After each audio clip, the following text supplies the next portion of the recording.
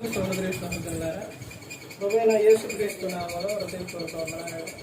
ముందుగా ఎంత మంచి సమయాన్ని ఇచ్చిన తండ్రైన దేవునికి ప్రభువైన క్రీస్తు ద్వారా కృతజ్ఞతాస్తుతులు చెల్లిస్తున్నానండి. మరి బాగున్నారండి.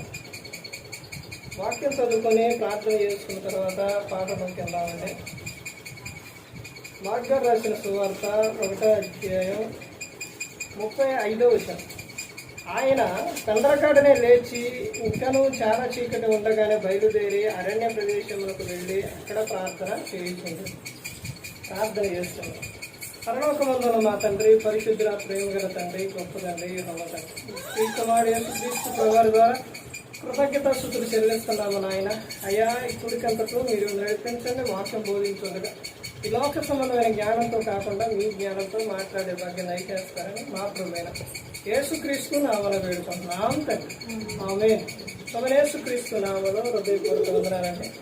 దేవుని కుమారుడు యేసుక్రీస్తు ప్రభువు ఈ లోకానికి వచ్చిన తర్వాత పరలోక రాజ్యం సమీపిస్తుంది కనుక మారు మనసు పొందమని ప్రకటింప మొదలుపెట్టాం. అంశం పాఠం పేరు ఏంటంటే, నీ కుటుంబంలో కుటుంబ ప్రార్థన ఉందా? కుటుంబంలో కుటుంబ ప్రార్థన ఉందా? కుటుంబంలో కుటుంబ ప్రార్థన విషయానికి వచ్చేసరికి నువ్వు ఆ ప్రార్థన గురించి, అందులో ఉన్న ఒక శక్తిని గురించి, ఆ పవర్ గురించి నీకు తెలియాలంటే నువ్వు వాక్యం చదవాలి, ప్రార్థన చేయాలి. ప్రార్థన ఏ సమయాల్లో లేచి ప్రార్థన చేయాలి? ఎప్పుడు లేచి ప్రార్థన చేయాలి? ఎప్పుడైనా చేయొచ్చు, కానీ ప్రార్థనకి ఫలానా సమయం అనేది లేదు. కానీ ఈ రోజున క్రైస్తవులు చేస్తున్న ప్రార్థన ఎప్పుడు ప్రార్థన? ఎలాంటి ప్రార్థన? ఎలాంటి ప్రార్థన? అవసరాన్ని బట్టి చేసే ప్రార్థన. ఏంటి అవసరాన్ని బట్టి ప్రార్థన? ఉదయం లెగంగానే ప్రార్థన చేస్తారు. ఎందుకు ఆ ప్రార్థన? ఎవరి కోసం ఆ ప్రార్థన? నీకోసమే. ఆ రోజు మొత్తంలో కాపాడమని. రాత్రి వచ్చేసరికి ప్రార్థన చేస్తాం. ఆ ప్రార్థన ఎవరి కోసం? అది నీకోసమే. ఎందుకనంటే ఈ రోజు మొత్తం తిరిగి వచ్చిన, ఈ రోజు మొత్తం పనిచేసిన, ఎటువంటి కళ్ళ రాకుండా, ఎటువంటి ధ్యేయాలు రాకుండా హాయిగా నిద్రపోవాలి ప్రభు అని ప్రార్థన చేస్తాం. అసలు ప్రార్థనలు ఏయో తెలుసండి. అసలు నువ్వు చేయవలసిన ప్రార్థనలు ఏయో తెలుసా?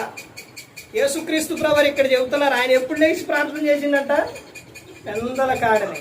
ఇంకా చాలా చీకటి ఉండగానే ఆయన లేచి బయలుదేరి అరణ్య ప్రాంతానికి వెళ్ళి ప్రార్థన చేశారు.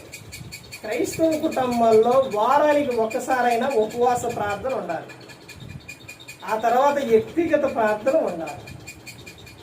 కుటుంబంలో ప్రార్థన గన లేకపోతే అపవాది ప్రతి ఒక్క శోధన కూడా ఏం చేస్తారో తీసుకొస్తారు.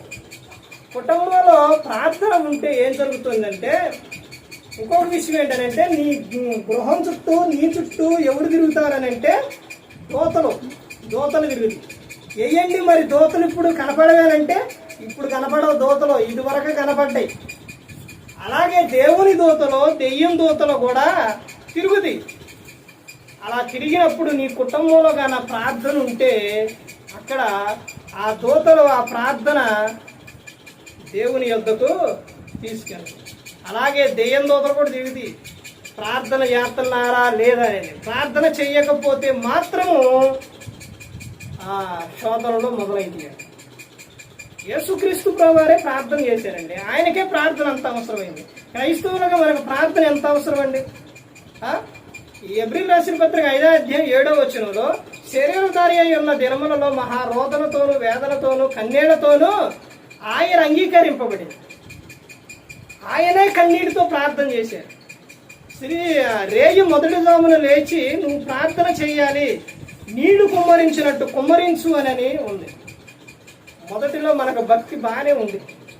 బాప్తిస్మాలు తీసుకునేటప్పుడు చూడండి, లేకపోతే జనవరి 1 రానియండి, అప్పుడు మొదలైద్ది భక్తి.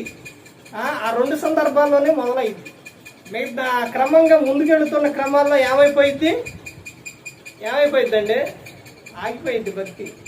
ప్రార్థన శక్తి ఉండదు, ప్రార్థన ఉండదు.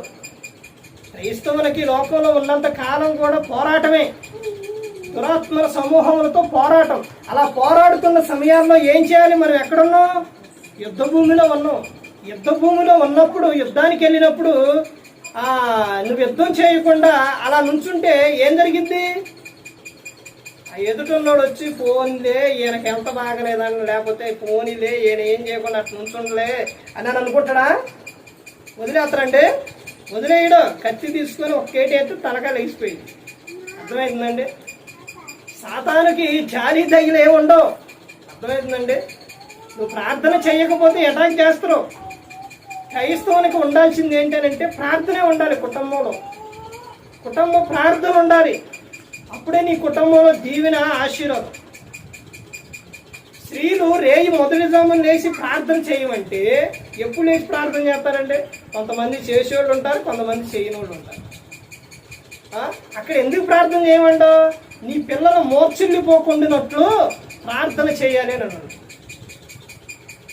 యేసుక్రీస్తు ప్రభువారు ఒక విషయం చెబుతారు. శిలువు తీసుకెళ్లేటప్పుడు అక్కడ స్త్రీలు వెళ్ళి ఏడుస్తూ ఉంటే ఏమని చెప్తారు? అమ్మలారా, నా నిమిత్తము కాదు మీ నిమిత్తం, మీ పిల్లల నిమిత్తం ఏడవని చెప్పారు. కానీ ఈ రోజున తల్లులు కానీ తండ్రులు కానీ పిల్లల విషయాల్లో ఎప్పుడు ఏడుతారు? అక్కడ చెప్పిన సందర్భం ఏంటి? ప్రార్థన చేయమని. నువ్వు దేవుని సన్నిధిలో నీ పిల్లల కోసం మోకాళ్ళు వేసి కన్నీటితో ప్రార్థన చేయాలి. కానీ ఇతనికి శోధన వచ్చినప్పుడు అప్పుడు ప్రయోజనం లేదండి. ముందే వారి నిమిత్తం ఏం చేయాలి? ప్రార్థన చేయాలి. అక్షయ్ కోసం అలాగే నేను ప్రార్థన చేశానండి. పాపకున్న ఎన్ని ప్రాబ్లమ్స్ ఉన్నాయో తెలుసండి. పుట్టినప్పుడు ఒకటి బరువు లేదు, తర్వాత చూపు లోపం, తర్వాత గుండెలో రక్తం హోల్ అది లోపం, ఇంకా ఎన్నో ప్రాబ్లాలు. వీటన్నిటి నిమిత్తం ఎప్పుడైతే పిల్లలు పుట్టరని నాకు చెప్పారో అప్పుడు ఎలా ఏడ్చానో, మరలా చింతలు పుట్టిన తర్వాత మరలా అలాగా ఏడ్చాను. విషయం గమనించండి. నువ్వు కన్నీటితో ప్రార్థన చేసినప్పుడు ఆ ప్రార్థన వృధా అయిపోదండి. అర్థమవుతుందండి? కానీ ఇదంతా కూడా వీళ్ళు ఈ రోజున క్రీస్తు సంఘంలో ఉన్నవారు కానీ చాలా మంది ఏం చేస్తున్నారనంటే ప్రార్థనకి ప్రాముఖ్యత ఇవ్వట్లేదు. ఒకసారి గమనించు. యేసుక్రీస్తు ప్రభువారు చెప్పినట్టు నువ్వు తలంటుకొని నువ్వు గదిలోకి వెళ్ళి మోకారించి నువ్వు ప్రార్థన చేయి, రహస్యమందు చూసి తండ్రి నీకు ప్రతిఫలం ఇస్తాడు. అసలు నువ్వు ప్రార్థన చేయకపోవడానికి కారణం ఏంటో తెలుసండి? అసలు దేవుడు అంటే నీకు ఇష్టం లేదు. ఏదో సేవకుడు మెప్పు కోసమో, లేకపోతే ప్రార్థన పెట్టకపోతే ఎట్టా, లేకపోతే ప్రార్థనకి వెళ్ళకపోతే ఎట్టా అనే విధానమే కానీ నీకు దేవుడు అంటే నీకు ఇష్టం ఉంటే ఆయనతో మాట్లాడుకోకుండా నువ్వు ఉంటావా? ఒక వ్యక్తి ఇష్టం అయితే ఆ వ్యక్తితోనే మాట్లాడాలనిపిస్తుంది. ఆ వ్యక్తి కనబడకపోతే ఫోన్ చేస్తారు. ఫోన్ కూడా కలగకపోతే పక్కన లేరు నెంబర్ అడిగని చేస్తావు. ఎందుకని? నీకు ఇష్టం. అలాగే దేవుడు నీకు ఇష్టం అయితే నువ్వు ప్రతిదినం నువ్వు ఆయనతో మాట్లాడుకుంటావు. నువ్వు బయటికి వెళ్తున్నావు అనుకో, ప్రార్థన చేసుకునే వెళ్తావు. తాగేటప్పుడు, తినేటప్పుడు ప్రార్థనే చేస్తావు. ఆ తర్వాత పని మొదలు పెట్టేటప్పుడు ప్రార్థనే చేస్తావు.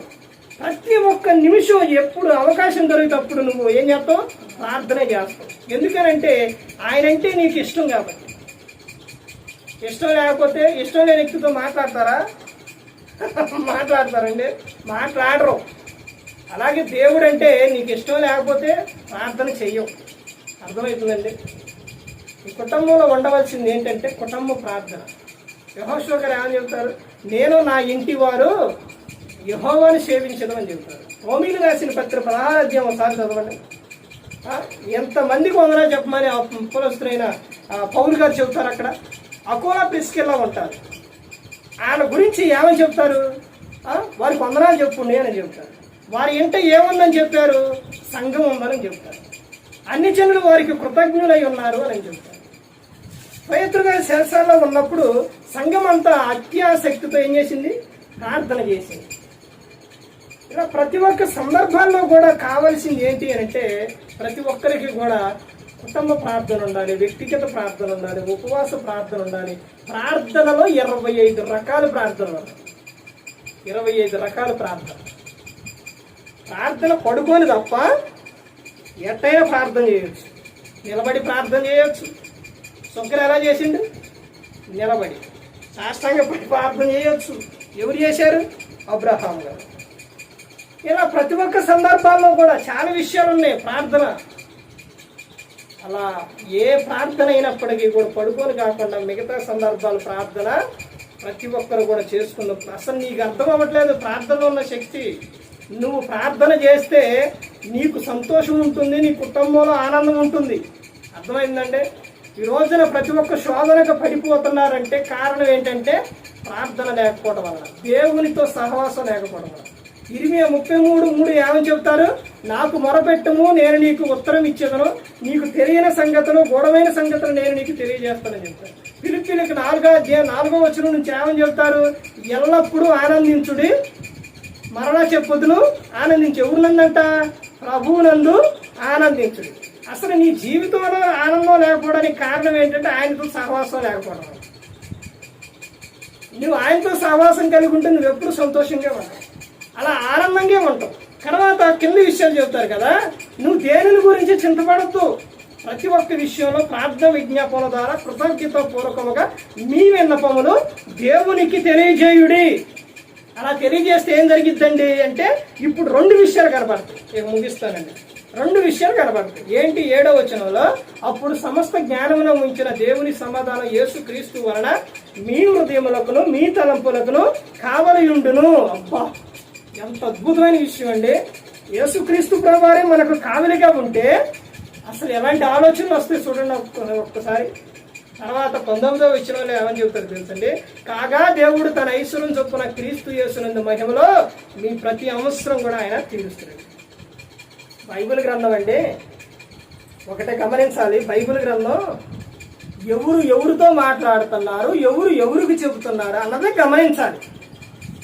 ఇది తెలుసుకుంటేనే చెప్పే బోధ అర్థమైంది, లేకపోతే అర్థం కాదు. అందుకని కుటుంబంలో ప్రతి ఒక్క కుటుంబంలో ఉండవలసింది ఏంటి అని అంటే కుటుంబ ప్రార్థన ఉండాలి. ప్రార్థన వలన ఏదైనా కానీ సాధ్యం. దేవునితో నిత్యం సహవాసం కలిగి ఉండాలి. ఎప్పటి వరకు అంటే దేవుడు మనకిచ్చిన ఆయుష్కాలం పూర్తయ్యే వరకు కూడా ఆయనతో నిత్యం సహవాసం కలిగి ఉండాలి. ఎందుకని తెలుసండి? లోకంలో ఉన్నవారు అందరూ క్రీస్తుని నమ్ముకున్న వారు ఈ లోకం విడిస్తే ఆడికెళ్ళి ఏడుండాలండి? పరలోకం. ఆయనతో పాటు ఉండాలి, దేవునితో పాటు. నువ్వు ఒంటరి అనుకుంటున్నావు, ఎవరు లేవు అనుకుంటున్నావు, కానీ నీతో పాటు దేవుడు. రేపొద్దు నువ్వు ఎక్కడుండవు, ఎవరితో పాటు ఉండవో తెలుసా? దేవునితో పాటు నువ్వు ఉంటున్నావు. సృష్టిని చేసిన ఆయన సృష్టికర్తతో పాటు నువ్వు ఉంటున్నావు. అసలు ఎంత అద్భుతమైన విషయం ఒకసారి ఆలోచించండి. నువ్వు దేవునితో మాట్లాడుకుంటున్నావు అంటే నువ్వు ఎవరితో మాట్లాడుతున్నావు? సృష్టికర్తతో మాట్లాడుతున్నావు నువ్వు. ఈ లోకంలో ఉన్న మంత్రులు, నాయకులు ఉన్నారండి, వాళ్ళతో మాట్లాడాలంటే డైరెక్ట్గా వెళ్ళి మాట్లాడతావా? మాట్లాడిస్తారా? కలవనిస్తారా? కలవనీరు. కానీ ఈ లోకాన్ని చేసిన ఆయన, సృష్టినే చేసిన ఆయనతో నువ్వు మాట్లాడుకుంటున్నావు. అసలు ఎంత అదృష్టవంతుడు ఒకసారి నువ్వు ఆలోచించు. అసలు ఎంత అదృష్టవంతుడు ఎవరో లేరు అసలు. ఇది మర్చిపోతున్నారు.